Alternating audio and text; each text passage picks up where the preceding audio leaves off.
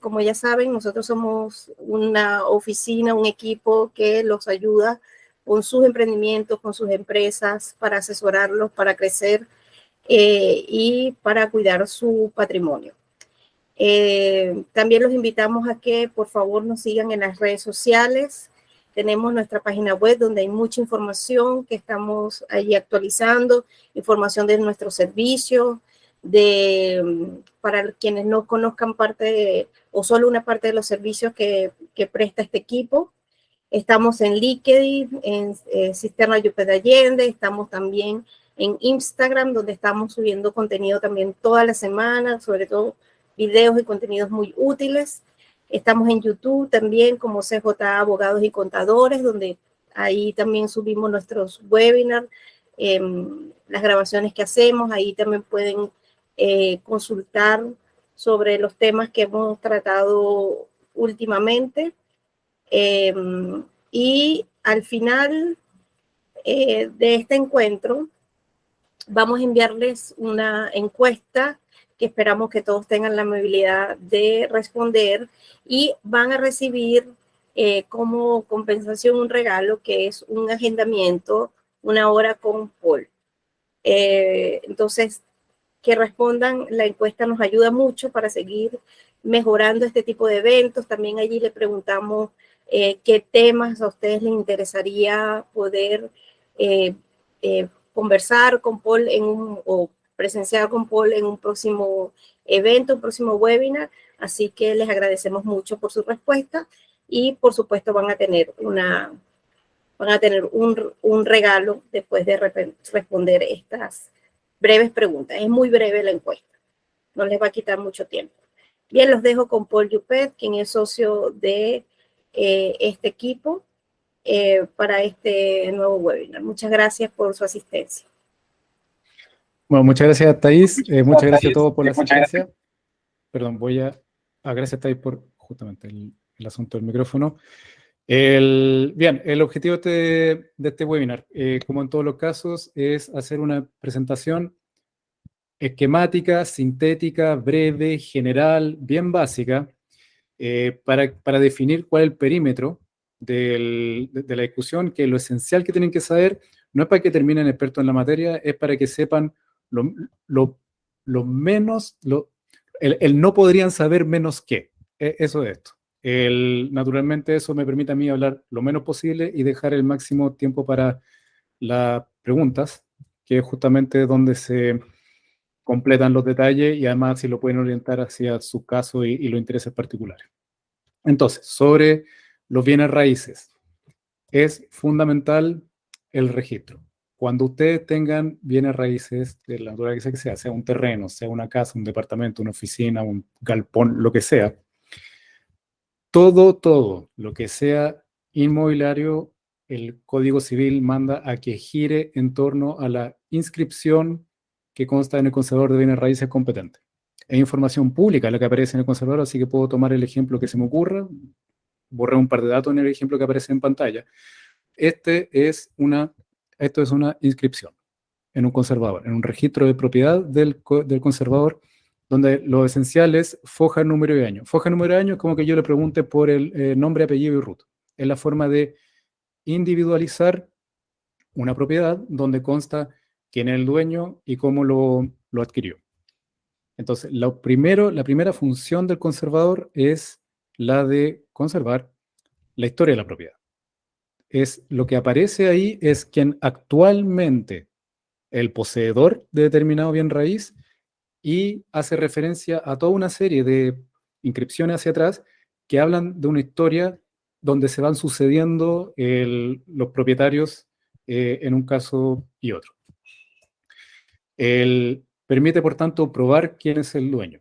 Ahora, digo probar el dueño porque quien aparezca inscrito formalmente se le llama poseedor. Y a ese poseedor, para probar la propiedad sobre el bien que tiene, básicamente se hace sobre una institución de derecho civil que se llama la prescripción, que básicamente significa que por efecto del paso del tiempo y cumpliendo determinadas condiciones, puede probar que es el dueño. Y de eso depende la historia para atrás. Entonces, si la historia para atrás es regular y pacífica, entonces, sumando 10 años, se puede, por prescripción, probar que un poseedor inscrito es el dueño. Esta es la razón por la que siempre se hacen informes de títulos. Cuando alguien tiene una propiedad y va a hacer alguna transferencia, siempre hay que pasar por esta historia registral para saber si es que aquel que va a pagar por una propiedad efectivamente se va a ser dueño de ella.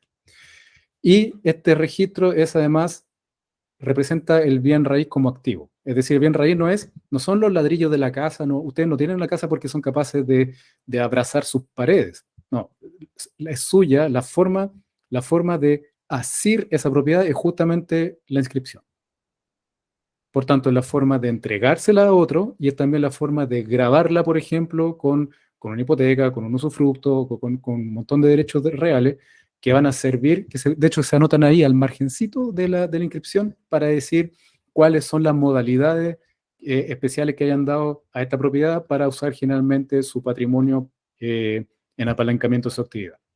Entonces, si vamos a hablar de bienes raíces, estamos hablando de una institución que gira formalmente en torno a la inscripción. Después, estas inscripciones son naturalmente causadas, por antonomasia van a ser escrituras públicas de compraventa, que van a causar la sucesión, el cambio, la transferencia del propietario o de poseedor en cada uno de estos bienes. Pero si estamos pensando en bienes raíces, estamos fundamentalmente pensando en la inscripción. Esa es base fundamental para toda esta materia. Luego, para efectos prácticos, ¿por qué me hacen preguntas sobre esto? Yo siempre tengo que insistir en el informe de título, pero lo que afecta la vida de este propietario y lo que lo obliga a comportarse como un propietario responsable, fundamentalmente son los impuestos. Y los impuestos principales que afectan los bienes raíces son renta, IVA desde el 2014, perdón. La verdad, los impuestos empezaron a afectar los bienes raíces desde el 2014, desde esa reforma, la 21.107 metió el IVA y naturalmente, como siempre, la contribución. ¿Qué hay que saber de la renta?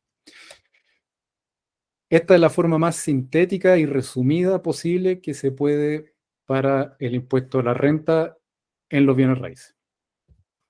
Antes del 2014 esto era muy fácil, básicamente no había un impuesto.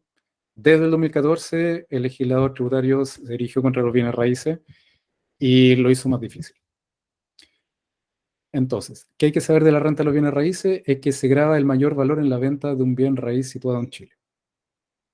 La renta, efectivamente, recuerden, es un impuesto que en el caso de los bienes raíces afecta el mayor valor en una venta. Para el caso de la persona jurídica, las normas se van a regir básicamente por las normas generales según el régimen de renta. Va a depender si está en primera o en segunda, normalmente va a ser una sociedad que está en semi-integrado, si es una sociedad que vive de renta pasiva, y va a haber reglas más especiales para las sociedades que están en renta presunta. El punto es que si es persona jurídica, operan las reglas generales de la renta sobre bienes raíces. Entonces va a devengar impuestos. ¿Qué le pasa a las personas naturales?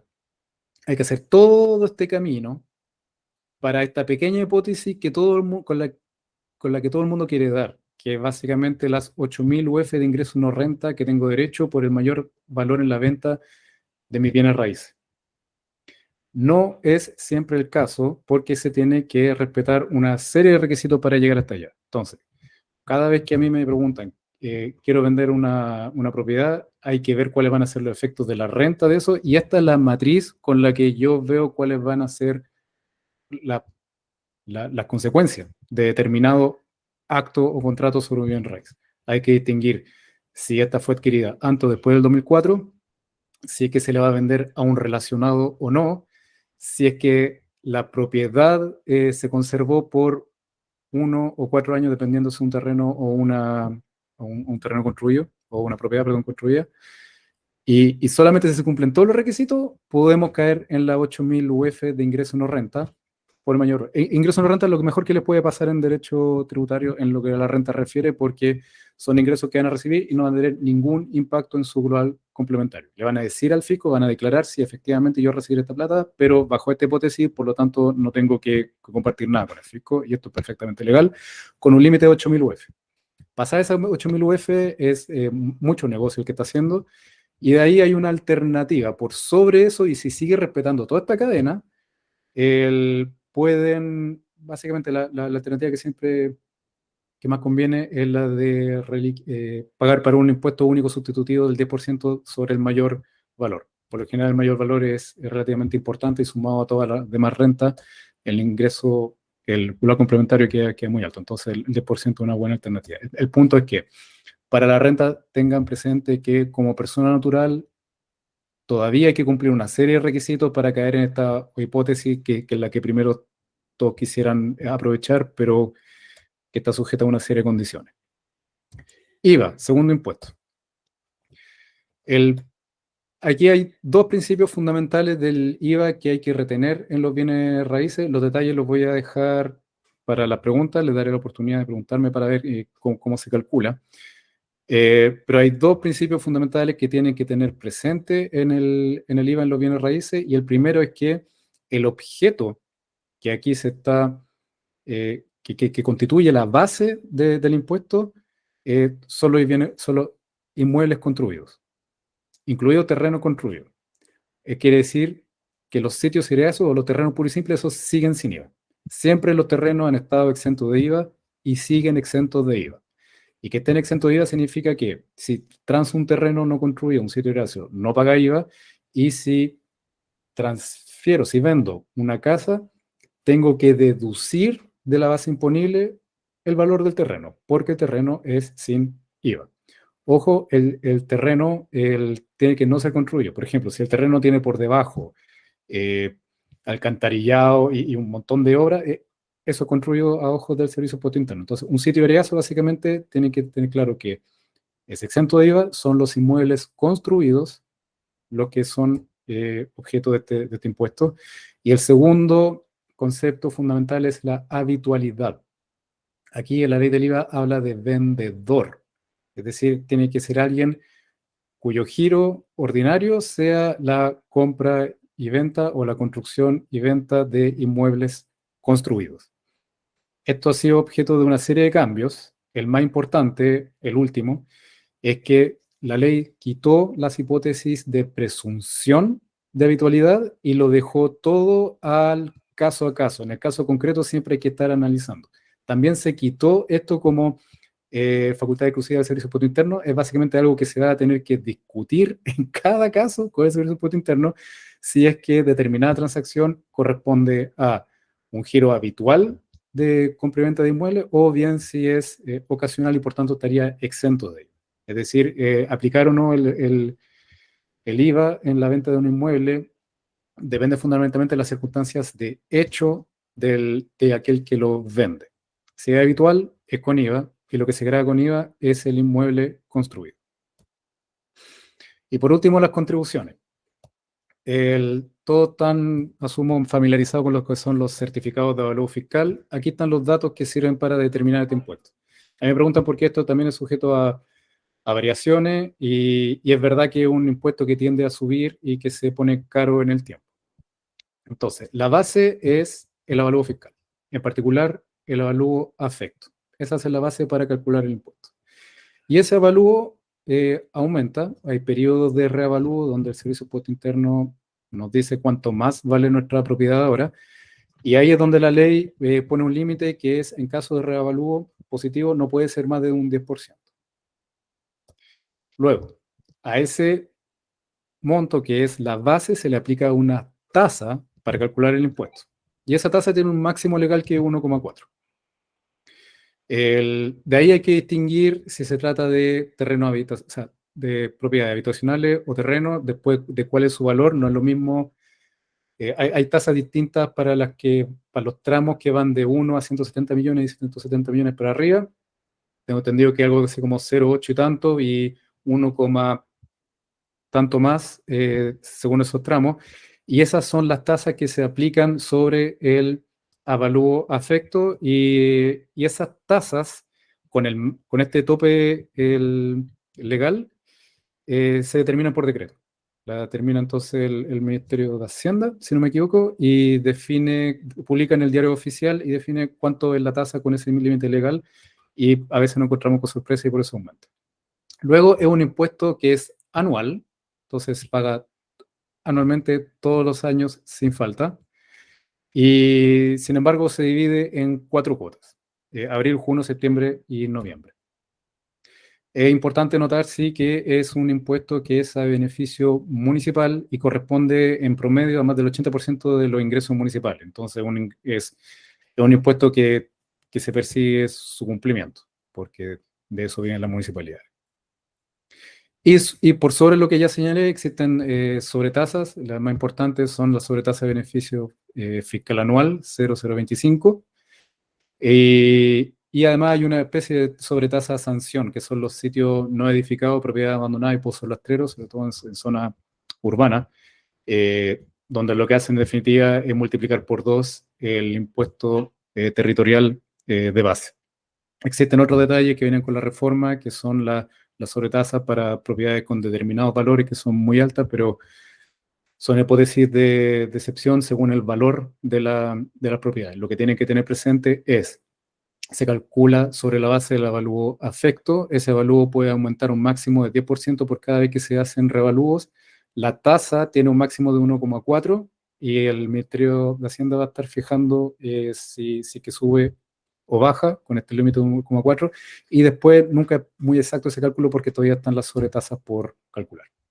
Entonces, conserven esto simple. Esto fue muy sintético, da para muchas preguntas. Mi idea es que adecúen esta pequeña presentación a sus necesidades y me hagan la pregunta ahora. Lo esencial que tienen que retener es: la inscripción en el conservador que corresponda es fundamental, téngalo siempre en orden. Pueden hacerme preguntas de derecho sucesorio al respecto, es importante. Y de ahí, IVA, renta y contribuciones van a ser los 3 impuestos que vienen a gravar los bienes raíces. Como se habrán fijado, bienes raíces, IVA, por tanto consumo, renta, por tanto trabajo, son siempre los 3 elementos que el legislador tributario termina grabándonos. Por último, recuerden, por favor, la encuesta es de suma utilidad para nosotros y quienes la responden van a tener derecho a agendar conmigo para atender su asunto particular, y además hacemos seguimiento especial a quienes nos ayudan a mejorar de a poco. Entonces, yo quiero dejarme hablar y les cedo la palabra para que me hagan preguntas. Muchas gracias por su asistencia.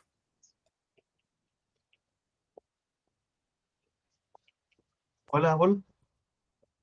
Hola, Juan Pablo. Acá Juan Pablo. Y una consulta con respecto de la habitualidad, el IVA y la compraventa. Porque si yo tengo una sociedad de inversión cuyo único giro es la compra, venta y alquiler de bienes raíces, entonces ¿cualquier venta está afecta a IVA? Ya, ¿O aplica el análisis de habitualidad de mayor que un año y ese tipo de cosas? Ya, aquí no hay sí o no, tengo que ir linealmente. Primero, la hipótesis de presunción se eliminaron. Entonces, para el IVA no vale eso de más de un año, menos de un año, no hay eso. Siempre va a haber habrá que ir al caso concreto.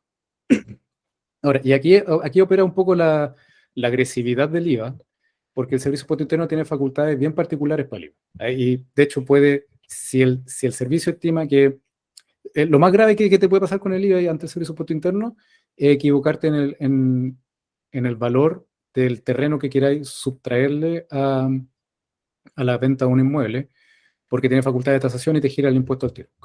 ¿Qué quiere decir con eso? El caso a caso va a tener derecho de defenderte si es que el Servicio de Impuesto Interno estimó que eres habitual. Es decir, todas las hipótesis son discutibles. Entonces, si llega el Servicio de Impuesto Interno y te dice, lo siento, yo creo que usted es habitual, le voy a girar el IVA, te van a poner en la necesidad de explicar cómo es que no eres habitual. Ahora, si tiene una sociedad que tiene bienes raíces, y que lo entrega en arrendamiento, no necesariamente es tu actividad habitual ser vendedor de bienes raíces. Te puedes comprarte 1, 2, 3 bienes, pasan 5 años, de repente vendiste uno, no necesariamente era habitual. No hay nada, no hay ni una hipótesis legal que diga que se presume que era habitual en ese caso. Incluso se suprimió eso que dice tener que, antes de la última modificación, la ley decía que las sociedades que tengan giro inmobiliario efectivo se presumía que estaban en esta hipótesis. Bueno, eso se eliminó. En todos los casos va a ser una cuestión de hecho que va a tener que establecerse caso a caso si quiere habitual o no. Ahora, por supuesto que si te dedicas a la construcción para vender, si compras para revender, es lo único que ha hecho en los últimos años y lo hace con determinada frecuencia, bueno, va a ser más difícil defenderte ante el Servicio de Impuesto Interno si es que está tratando de hacer una venta exenta. Sabes que lo que me llama la atención es que cuando uno ingresa al Servicio de Impuesto Interno y está la actividad única de mi sociedad de inversiones, que es compra, venta y alquiler, y lo que indica el casillero si es exento o afecto, dice que es exento. Entonces, como ¿Sí? que el supuesto inicial o de base es que es una actividad exenta. Entonces, lo que está pensando este gallo es que en realidad el negocio es el arriendo. Y eventualmente voy a comprar y vender como una eventualidad, porque compro para poder arrendar, voy a comprar cada cierto tiempo, y la venta ahí va a quedar en esa zona gris de que, oiga, usted está vendiendo ¿por qué? ¿Porque se quiso hacer una pasada? ¿O porque está haciendo una reestructuración? ¿O porque quiere pedir un préstamo? Entonces uno entra en ese tipo de explicaciones. Eso es lo que estoy entendiendo. Tal cual, sí. Por ejemplo, no hay o sea, es perfectamente justificable que hasta ahora esté por defecto exento de IVA. Por ejemplo, puede muy bien estar adquiriendo bienes para arrendarlos sin amoblar. Eso sigue siendo exento. Sí, Segundo, podría estar comprando bienes para venderlo, construirlo para venderlo, pero son propiedades que tienen subsidio habitacional y eso sigue exento. sí, o Eh, eh, podría, eh, ya, pero en el tema de la venta, que es el más jodido, yo podría vender un departamento diciendo que sabe que lo estoy vendiendo porque quiero capital para comprar otro. Y ahí me van a sí, decir, eso no es, eso es exento. Porque claro, te pueden decir, tú puedes decir, mi sociedad está tapada en deuda, estoy liquidando mi patrimonio para hacerle frente a la exigencia de mis acreedores y tener que decir ya, ok, no es tu giro, no te está enriqueciendo, lo que está haciendo es liquidando. Y eso podría ser una buena razón para explicar por qué la venta del caso tiene que ser exenta. pero lo que les importa a ellos es que me estén enriqueciendo por el mayor valor de los bienes raíces y no por el alquiler. Ese es el punto. Eh, O sea, si yo estoy liquidando un departamento para obtener más capital, para pedir un préstamo, para comprar otra propiedad. ahí sí, ahí sí. Bueno, lo difícil de esta norma es que deja francamente toda discusión porque va a depender de las circunstancias de hecho y vamos a tener que explicarle al Servicio de Impuesto Interno qué día lo estamos haciendo. Yo creo que lo único que te deja seguro de que va a ser efecto de IVA es cuando lo compraste con IVA y usaste el crédito fiscal. O sea, si viene con crédito fiscal utilizado, ahí siempre va a ser con IVA. Cualquier otra hipótesis puede, de hecho, si en toda la vida de tu sociedad puede que haga algunas compras afectas y otras exentas, dependiendo de la circunstancia. Al principio estabas liquidando tu patrimonio, después te fue bien, te dedicaste al giro y ahora sí lo estás haciendo afecto porque todo funciona como tal y ese es tu giro. Es perfectamente posible. O sea, por lo que veo, la única forma en que esto es limpio, es limpiamente exento, es que una sociedad compre y arriende, compre y arriende, compre y arriende. Ahí se mantiene exento. Que arrende sin Pero a amoblar. la hora que vende algo, ahí entramos en todos los análisis. Sí, claro, si compran para conservar y, y lo arrendan sin amoblar, pueden permanecer Sí, exentos mucho tiempo. Sí. ya. Gracias, Paul. Ahora, no es solo para complementar, no es obvio que siempre exento sea mejor. Sobre todo ahora que todo es con IVA, puede ser muy astuto usar el crédito de IVA en la compra para dar un arrendamiento que sea por Airbnb o usarlo o combinarlo con otras actividades que sean afectas.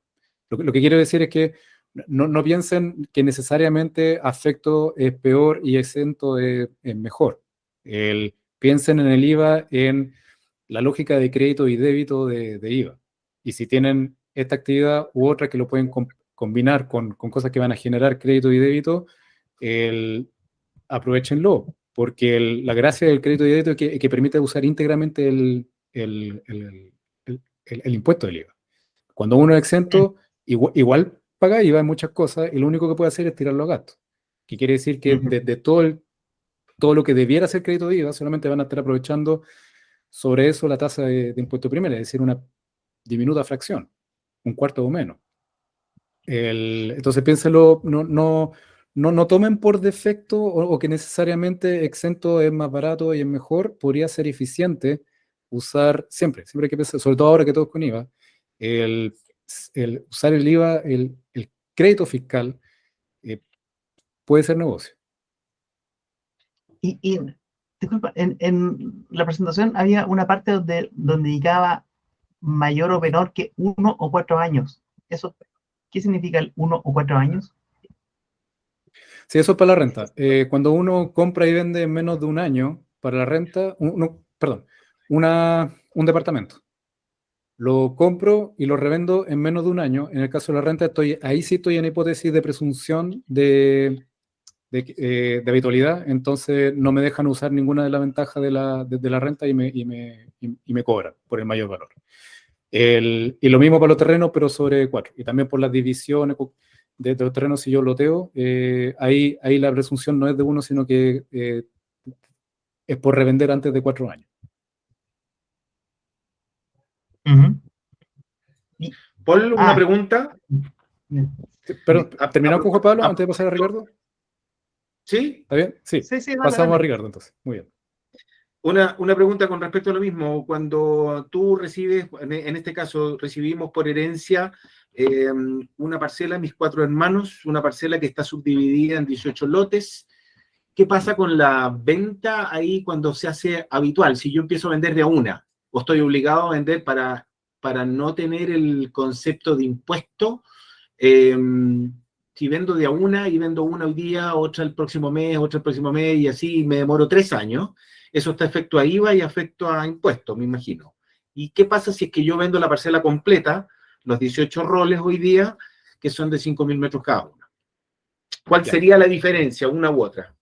Lo importante, súper bueno que me hayan dado un ejemplo con herencia. Cuando se adquiere, cuando alguien fallece, es por causa de muerte que se adquiere. Así es. Entonces, después uno tramita la posesión efectiva y así hasta tener la inscripción especial en el conservador. Lo que hace la inscripción en el conservador es que le permite a los herederos disponer de la propiedad, porque están inscritos. Y después se puede partir, se pueden hacer muchas cosas, pero el punto es que la adquisición de la propiedad se va a retrotraer siempre a la fecha del fallecimiento del causante. Entonces, el plazo de presunción para la renta, en este caso que estamos hablando de terrenos, va a contar a partir de la fecha de fallecimiento del causante. ¿Bien? Y desde ahí, claro, para los terrenos son 4 años.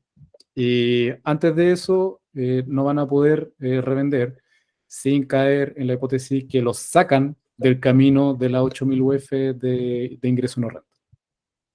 Me está preguntando por la renta, ¿verdad? Porque si es un terreno eriazo, así baldío, no hay nada, no va a haber IVA, pero sí va a haber renta si ponen antes de los 4 años. Si quieren alcanzar la 8.000 UF, tienen que primero dejar pasar este plazo y después, bueno, disponer según cómo haya quedado la inscripción al fin y al cabo. El acto de partición entre los herederos no va a hacer ninguna diferencia porque los comuneros se entienden haber adquirido todo desde un principio, desde la fecha del causante, no desde la fecha de la partición. Y después, bueno, ver a cada uno qué hace con su parte. O sea, si es que vende cada uno su parte partida o si venden de consumo lo que tengan en comunidad. Y después, en términos de herencia, en caso de que nosotros tenemos otra situación también, que se hizo la subdivisión y se compraron distintas parcelas y, por ejemplo, tenemos, no sé, 2, 3 cada uno, que también entraríamos en ese mismo... Eso se hizo hace mucho tiempo ya, se hizo el año 95, ponte tú, cuando se hizo la subdivisión. Y ahí también habría que vender todo de un pencazo, porque si no se hace habitual, por lo que entendería, y habría que esperar 4 años para ser Sí. no habitual. A ver, si lo venden todo así en modo pencazo, como me indica, sí, obviamente no es habitual porque va a ser una sola vez en muchos años que lo habrán hecho. Pero ojo, si respetan toda la cadena, lo que más van a poder aprovechar son 8.000 UFs por sobre el costo de adquisición, es decir, el mayor valor. Si se pasan de las 8.000 UF, van a tener dos alternativas para liquidar ese exceso. Por lo general, en los casos que nos ha tocado ver, lo más típico es que por encima de las 8.000 UF pagan un impuesto único sustitutivo que es el 10% del mayor valor. Entonces, vamos a decir, hacen un negocio de 10.000 UF al final porque son muchos terrenos, mucha plata y les fue muy bien. Las primeras 8.000 están ingreso no renta, todo bien, eso para ustedes. Y sobre las siguientes 2.000 UF van a ser... van a pagar el 10%. Ahora, ojo. El 10% de eso. El ejemplo que acabo de dar es para cada uno de los vendedores. Cada uno de los vendedores tiene su tramo de 8.000 UF. Ok. Entonces, si una comunidad, vamos a decir de 4, el total de la venta, cada uno se van a repartir lo que les corresponde según sus derechos en la herencia, en la comunidad, porque ya es un bien. Y cada uno va a tener derecho a estas 8.000 UF si respetan todos los demás requisitos y por sobre esos 8.000 UF operan los efectos que señalan. Perfecto. Clarísimo. Gracias, Paul. Encantado. Oye, parecido a lo que dice Ricardo, no exactamente igual. Hoy día nosotros tenemos una sociedad agrícola que se está disolviendo y va a ser asignada a los 4 socios, que son 4 hermanas. Las 4 hermanas tienen todo esto parceladas. Se van a asignar 20 lotes, como decía Ricardo, 20, 24, 26 lotes. El interés de ellas, lógicamente, que es vender para no pagar el 30 y tantos % de impuestos y quedar solamente, ojalá, al 10% y aprovechar las 8.000 UF. Sin embargo, ahí existen muchas versiones, tanto de tributario, abogado y la gente de contabilidad. En definitiva, si yo recibo todas estas parcelas, las vendo de a una, como decía Ricardo, tengo un esquema, o si las vendo todas juntas, ¿cuál es en definitiva el impuesto final y cuál es el límite de años? Porque por un lado hablan de 1 año y otros hablan de 4 años. ¿Cuál es el esquema para este caso? Que similar a lo de Ricardo, pero Ricardo es anterior. Lo mío es nuevo, se está haciendo ahora. Eso. Ya. Muy bien. ¿Estamos hablando de terrenos? ¿Sitio de veriazo no tienen nada?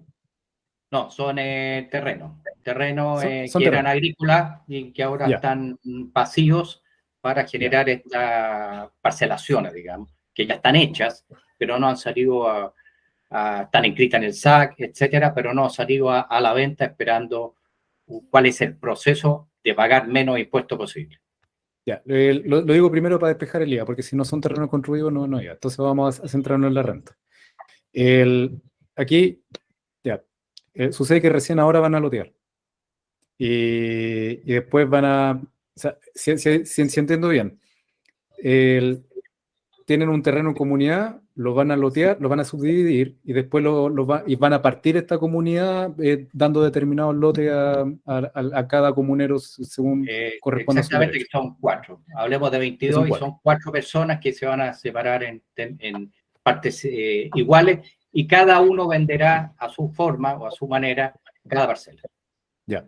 Si estamos hablando de la partición de una comunidad, entonces el asunto de los 4 años va a contar desde la fecha del loteo. Entonces lotean, después parten. La partición no es una transferencia de propiedad, es una especificación nomás. O sea, si hay 4 personas dueñas de 100, en derecho se dice que cada uno es dueño de la totalidad y de su cuota.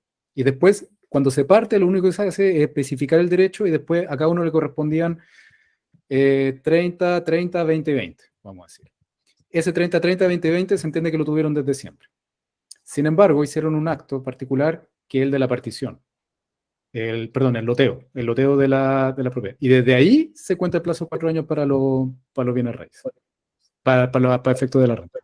O sea, antes de un año no se puede vender, dices tú. Ni de 2 ni de 3 tampoco. Si quieren llegar a respetar toda esta cadena hasta dar con la 8000 UF. Complicado esto. Siempre. O sea, tienes una partición, todas quedan con sus partes, pero no pueden vender, o sea, pueden vender, pero quedan afectos a un impuesto del 38%, más o menos, contra un 10%, y el beneficio de la 8.000 UF, ¿me equivoco? A ver, lo que les va a pasar, para hacerlo fácil, lo que va a pasar es que el mayor valor en la venta de cada inmueble va a estar afecto, va a entrar a su valor complementario. Hay algunas reglas sobre la reliquidación, si van a tributar sobre bases de vengado percibida. Hay un par de detalles que no viene al caso analizar ahora porque va a ser demasiada información y van a quedar con la cabeza muy grande.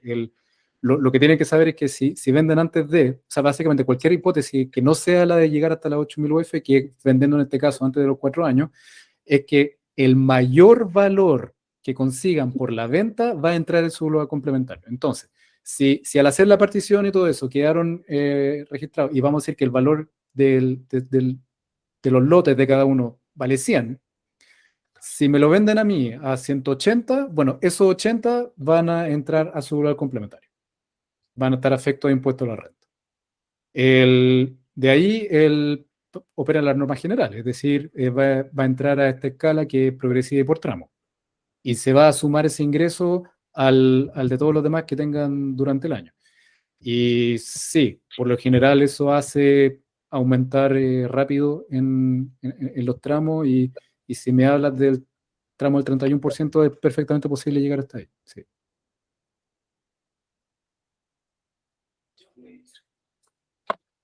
Básicamente, si hacen negocio de esa forma, van a tener que compartir con el fisco. Juan Pablo. Perdón, Eugenio, ahí queda claro el detalle, ¿no? Es muy distinto Sí, vender. me queda claro, pero la verdad es que te limita a una barbaridad. Sí, los tiempos. Entonces ahí es donde hay que por lo general se pueden ver alternativas, pero las alternativas son posibles de diseñar en la medida que sepan bien qué es para qué quieren el terreno, qué quieren hacer, cuál es el destino que quieran darle. Ahora, si tú vendes este terreno, me voy a poner en la hipótesis parecida a lo que dijo también Ricardo, que viene alguien y me lo compra ya no como parcela, sino me lo compra como campo. Estas 22 parcelas y se vende un solo comprador. ¿Qué afecta de la misma forma a los impuestos? O sea, si todo, perdón, de nuevo, o sea, era la hipótesis en la que no partían nada, sino que pescan todo como comunero y lo transfieren de un viaje. Exactamente, a un solo comprador con un solo RUT. ¿Cómo adquirieron? No como habitual, sino que una sola venta. Ya, en ese caso, los comuneros, ¿cómo fue que llegaron a adquirir el terreno?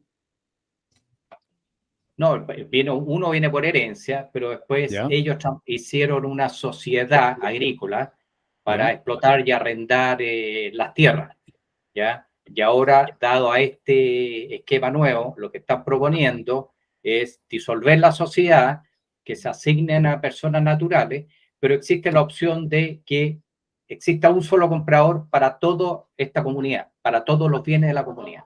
Ya, pregunta, ¿la sociedad que explota el terreno le transfirieron en propiedad el terreno o los comuneros se quedaron en el terreno y se lo arriendan, por ejemplo, a la sociedad que lo explota? No. Los socios son los comuneros mismos. ¿Ah? Son los mismos. Ya. Mi pregunta es otra. Mi pregunta es, los comuneros llegaron a hacerlo por causa de muerte. O sea, el por causante... claro, porque es la sucesión de un señor, claro, ¿no es cierto?, de todo eso. El señor tanto murió hace ¿cuánto tiempo? 15 años, 20 años. Ya. Eso hace toda la diferencia.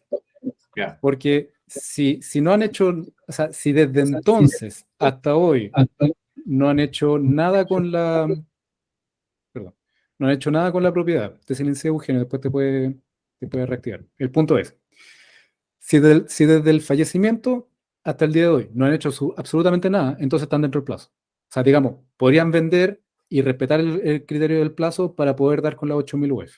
Y en este caso, cada comunero va a tener derecho a sus 8.000 UF. Lo que tenemos que revisar en tu caso, y por eso la importancia de un informe de título, es si es que los comuneros se quedaron con este terreno y aparte crearon una sociedad para explotar el terreno no se ha movido de dueño. O sea, lleva 15 años en el patrimonio de esta gente. En ese caso, si lo venden entero, de consumo, que se dice entonces, lo que tenemos para atrás es que lo tienen de hace 15 años, bueno, estupendo, no hay ningún problema. El estudio de título va a ser súper simple porque llevan 15 años de posesión pacífica y regular. No se ha movido en 15 años, no lo han loteado, no lo han personado, no lo han transferido a una sociedad, no lo han aportado el capital de nadie, ni ninguna cuestión. Entonces, si me lo venden a mí, cada uno de esos comuneros va a tener derecho a su 8.000 UF, es altamente probable. Sin embargo, si pescaron los terrenos y lo metieron en el capital social porque con eso constituyeron la sociedad que la explota con giro agrícola, ahí cambia porque hay una transferencia. Entonces ahí hay que volver a contar la historia de los plazos. Y cuando vuelva, y si quieren disolver esta sociedad antes de hacer la venta, vamos a tener que, el plazo se va a volver a comenzar. Es probable que si se queda en la sociedad, podría haber una oportunidad. Por lo general, los negocios agrícolas tienden, es muy fácil que en un negocio agrícola acumular muchas pérdidas. Entonces, sí, perfectamente podría tener el caso de que tengan pérdida, y después, bueno, venden el terreno que tiene esta sociedad en propiedad, y esas pérdidas se pueden comer buena parte del mayor valor de la venta del terreno. Entonces, digamos, mi punto es, no es banal quién sea el dueño y desde cuándo sea el dueño del terreno. Ya, ok, hay que darle una vuelta y una estudiada a eso. Es un lindo ejemplo para ver bien, de cada 10 veces que me piden la transferencia de un terreno, 9 ocurre que el informe de título dice cosas distintas de lo que piensa el dueño. Entonces, de ahí, digamos, si fuera el caso, hay que pescar ese terreno, hay que ir a hacer el informe de título, dar bien con quién tiene qué, desde cuánto y cuánto vale, y recién entonces empezar a decidir qué vamos a hacer con el terreno. Si no tenemos eso claro, si te fijas, las hipótesis se multiplican por mucho. Ok, gracias. Genial. Muchas gracias a ti, Eugenio, por compartir la pregunta. Sí, ahí sacamos harta información. Juan Pablo, el siguiente. Sí, una cosa simple. Las 8.000 UFs valen para propiedades adquiridas hasta ahora hace poco o solamente las anteriores a la reforma en que se introdujeron las 8.000 UF? A las posteriores, es decir, las del 2004 para adelante, porque las del 2004 para atrás son ingresos no renta, no importa el negocio que haga. Ya, o sea, si compro algo ahora, cuando se venda, va a tener derecho a las 8.000 UF. Aparte de las 8.000 UF, si es que no me la he comido. Claro. Eso es súper buen detalle. La respuesta es sí. Si tú estás comprando algo para revenderlo el día de mañana, que haya sido desde ya o cualquier fecha después del 2004, sí, efectivamente, hay que hacer todo el camino, pero lo que te interesa es llegar al tramo este de los 8.000 UF. Y efectivamente, el tramo de 8.000 UF es total y final. Es decir, es en la totalidad de mayor valor que puedes llegar a generar con negocio inmobiliario. Es decir, si en una primera vuelta hiciste un negocio de 2.000 UF, bueno, te quedan 6.000. Después te van a quedar 4.000, 1.500 y así hasta que se consume y no hay vuelta. Gracias.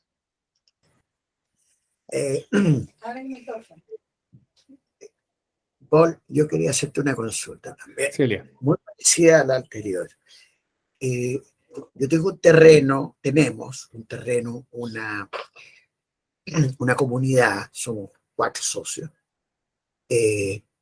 bastante grande, son como 180.000 metros más o menos. Y hace 30 años que lo tenemos. Y sucede que hace 2, poco más quizás, las contribuciones nos subieron en forma pero explosiva. Y la verdad que nos dieron la razón de que ese terreno podría ser para uso de viviendas sociales. Ya. Entonces, la verdad que estamos sorprendidos, porque hemos pagado fortunas Sí. en contribuciones, todos nosotros, sin excepción. Quiero que me aclares esa situación, por favor. Ya, sí, probablemente te encuentre en la hipótesis más fome de las contribuciones, que es la siguiente. Claro, es un terreno, un sitio horacio, probablemente con el paso del tiempo cayó en una zona urbana por cambio del plan regulador y Exacto. quedó entonces como que en esa última hipótesis donde se paga la sobretasa, está pagando, o sea, pasaste a pagar el doble Exacto. de contribuciones porque básicamente el terreno está botado. Tiene que, lo que te está diciendo la ley es que ponte a hacer algo con ese terreno, construyelo encima, porque si no te subo las contribuciones para empujarte a hacerlo. Y entonces, entre reavalúo, modificación de la tasa y esta sobretasa que es de 100%, en el tiempo, claro, las contribuciones que estás pagando probablemente hayan subido mucho. Es una linda noticia que haber quedado en zona urbana, porque significa que el terreno efectivamente vale mucho más ahora, porque ahora se le puede construir encima. O sea, lo que dice, ahí hay que ir al artículo 55 de la Ley General de Urbanismo y Construcción. El objetivo de la norma es que no haya asentamiento humano en cualquier parte. Entonces, por eso se puede construir como en la ciudad, en zonas determinadas. Probablemente, digamos, la ciudad llegó hasta tu terreno, por lo tanto, tu terreno probablemente valga mucho más, porque construye, si te están diciendo que no por nada te dijeron que podrían haber viviendas sociales ahí, en último término incluso podría quedar en hipótesis de expropiación. Me estoy extremando el comentario. Pero también significa que como propietario, si no haces nada con tu bien, la ley está hecha para molestarte al menos en esa medida, que es subirte al doble con esta sobretasa el costo primitivo de las contribuciones. O sea, te obligan a construir o a vender, etcétera. Es una obligación para no seguir. Sí, la verdad, sí. Y es una linda prueba de que ser propietario no es fácil, ¿no? A mí hay gente que dice, me compré un terreno, así como diciendo, soy más rico o más importante que ayer. Y no, la verdad es que sí, sobre todo si no sabe para qué lo quieren, lo que tienen son más obligaciones. Es verdad. Ok, gracias. Muy bien, preguntas, ¿ahora es cuándo? Sí, ok. Oye, Paul, hola. Sí, Carlos, dime. Oye, lo que pasa es que mi señora tiene un campo que ella es dueña con la hermana y un tío de ella es el usufructuario hasta que se muera, ¿ya? Entonces, ¿en qué situaciones, si ellas quieren mantener el campo en el largo plazo y que no haya un deterioro patrimonial en el campo, porque hoy día el tío está haciendo pura con el campo y, y están tratando de que no haga leceras, po. Entonces, ¿hay alguna figura donde se pueda evitar eso? Porque ellas, en el fondo, van a ser dueñas el día que el tío muera. Pero mientras tanto, el tío puede hacer cualquier lecera dentro del campo y lo está haciendo, de hecho. Entonces, ¿qué figura hay para evitar que haya un deterioro patrimonial cuando ellas reciban el campo cuando se muera? Ya. ¿Mm?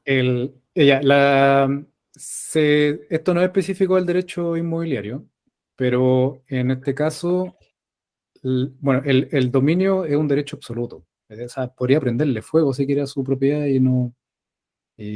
Al menos desde el punto de vista patrimonial, no pasaría nada. O sea, se puede empobrecer todo lo que quiera y nadie lo va a salvar. Y cuando reciba la propiedad mi señora, bueno, es lo que Va a hay. tener que nomás, apagar el po. incendio. Claro, esas son las condiciones. Yo soy el usufructuario, en el caso del tío. Y Perdón, ¿el tío es dueño absoluto o es usufructuario? no, el usufructuario y mi señora con la Él hermana es son los dueños. Son las nuevas propietarias. Sí, toma, estoy en Ya. reunión. Enciende contigo. ¿Qué? Donito. Ya voy. Ya, ya, perdón. Ya, entonces, el punto es,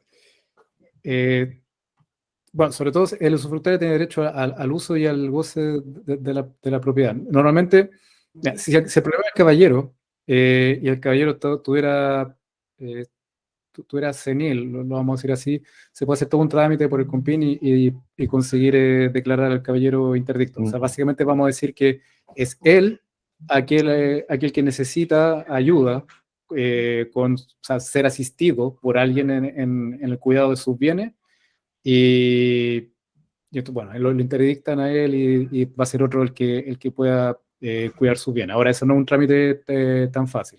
Declarar a alguien incapaz no es obvio. Lo que no... Ahora, está el nuevo propietario, no sé si por ahí se podría hacer algo, ¿eh? Porque no es que no tengan ninguna relación jurídica con la propiedad. Ahí podría invertir. Te tiré una pregunta peluda, parece, weón. Podría ser que podríamos averiguar si se puede hacer algo siendo nuevo propietario, a ver qué puedo hacer para defender mi propiedad, porque hay causa jurídica ahí. Lo que no puede ser es hacer negocios sobre herencia futura. O sea, lo que no puede alegar es decir, es que yo soy heredera y en el futuro voy a adquirir esta cuestión cuando quede, porque todo acto sobre sucesión futura, pacto sobre sucesión futura es nulo, absolutamente. Entonces, Oye, habría que dirigirse contra el caballero. Habría que hacer las cosas. Y tengo dos preguntas respecto a eso. Si lo declara interdicto, ¿quién asume la administración del campo? ¿Lo asumen los dueños, los que son dueños pero no son usufructuarios? ¿O eventualmente el tribunal puede designar a otra persona arbitrariamente? No arbitrariamente. Determinada persona va a quedar al cargo de la administración de las cosas de este caballero. Y digamos, si es lavero, entonces el juez dice, este caballero se queda interdicto, quien se va a ocupar de sus bienes va a ser el lavero, y el lavero se ocupa de todas sus cosas, y si dentro de sus cosas está la administración del terreno sobre el que tiene un usufructo, bueno, ahí está el lavero entonces que va a tener este deber de cuidado. Está bien, pero ¿quién determina que puede ser lavero u otra persona, digamos? Tiene que ser hermano, porque este señor no tiene hijos, tiene hermano, no tiene señora tampoco. Entonces, ¿cuál es el criterio ahí para designar quién es el administrador de los bienes? Es lo que hay que hacer, lavero, si de verdad fuera esa la intención, ahí la verdad yo no soy yo el que tramita en la oficina lo interdicto, pero en el trámite judicial que se tiene que hacer y que pasa por el COMPIN, ahí está la etapa administrativa, técnica, para ver quién tiene la capacidad para ocuparse de este caballero, y cualquiera puede iniciar el procedimiento y proponerse como tal. No quiero aventurarme con los detalles, porque si me lo encargara, la verdad lo derivaría en un colega, pero la respuesta, digamos, desde el punto de vista inmobiliario, es que en este caso no es un asunto de bienes, es un asunto del dueño. Hay que dirigirse contra esta persona. Si yo soy dueño de este lápiz, si quiero lo rompo. No hay nada que hacer contra eso. Sí. Y lo otro es que, ponte tú, él tiene, si quiere tomar un crédito en el banco, que ahora las líneas de crédito las tiene reventadas, en fin, Tommy, estoy en reunión. ¿No hice algo? Ya, pero dame 2 minutos. No. Oh. Oye, ¿qué pasa si él quiere pedir un crédito en otro banco, en el mismo? Eventualmente le van a pedir el estudio de título para ver quién es el dueño del terreno. Y el usufructuario eventualmente no tiene un patrimonio, porque él no es dueño, sino que es solo usufructuario para responder ante una insolvencia, digamos, ¿no? Bueno, eso sí es inmobiliario, justamente. Si este caballero tiene un patrimonio, y ese patrimonio tiene bienes y obligaciones. Los bienes van a ser, en este caso, el derecho que tiene, que es el de usufructo, y las obligaciones van a ser la pila de deudas que tiene probablemente morosa. Entonces, el acreedor de esta obligación a lo que tiene derecho es a hacerse pagar en el patrimonio de este señor. Entonces va a salir a buscar en el sus usufructo. bienes. Entonces va a salir a buscar, va a hacer su estudio, título, va a hacer una búsqueda de bienes, va a dar con el conservador, va a dar por fin con una inscripción a su nombre, y se va a dar cuenta, lamentablemente, que lo único que tiene es un usufructo y no tiene la plena propiedad. Entonces, y el usufructo no sirve para nada para pagarle la deuda a otro. Entonces me alegro mucho que sea otro el nuevo propietario, porque es una linda forma de alejar a los acreedores de ese terreno. Y ahí él se lava las manos, yo no soy dueño de esta cuestión, ¿y por qué usted no, le puede decir al banco, por qué usted no averiguó antes quién era el dueño de mi terreno antes de prestarme plata? Bueno, los bancos son ¿O no? los que más hacen estudios de títulos, porque Sí, justamente po. son los que usan esta inscripción para saber, porque ahí está toda la información para calcular la seguridad de su crédito. Mm, Y entonces, primero, saber si es que tiene bienes, y si tiene algo como una propiedad pagada en el conservador inscrita, entonces lo que hace es que al margen la nota su hipoteca, que le permite perseguir, o sea, hacerse pagar con ese bien directamente por el crédito relacionado, independiente de quién sea el dueño. Ahora, si no está hipotecado, y lo único que tiene este caballero es el usufructo, mal le va a servir a sus acreedores semejante propiedad. Oye, y lo otro, lo último, ¿qué pasa si él tiene unas deudas gigantes, él se muere, pasa el terreno a mi señora? ¿Qué pasa con esas deudas? Ya. Esto es súper importante. En este caso particular, el caballero tiene un usufructo, y el usufructo no se sucede. Es decir, no se transmite. Uno habla de transmitir cuando es por causa de muerte. El usufructo muere con él. Entonces, quien era nudo propietario pasa a ser nudo propietario por causa de muerte. Porque él se acabó Inmediatamente. el usufructo, claro. O sea, eso, perdón, hay que ir con el certificado de funciones y ahora yo soy propietario. Pleno, claro. Porque el caballero se murió. Bueno, es un poco más tramitado que eso, pero el principio jurídico es.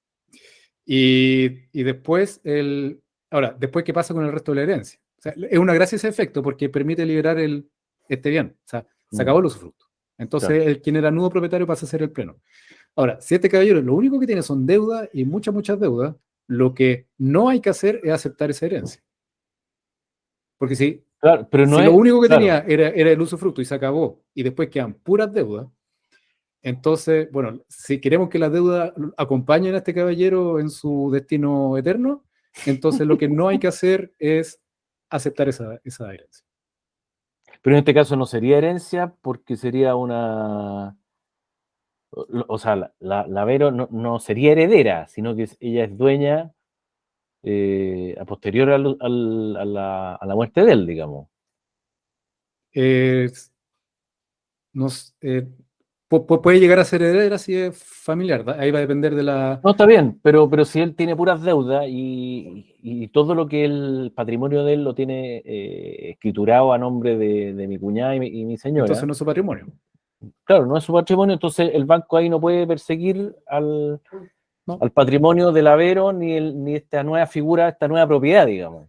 No, a menos que acepten la herencia, porque ahí viene con todo.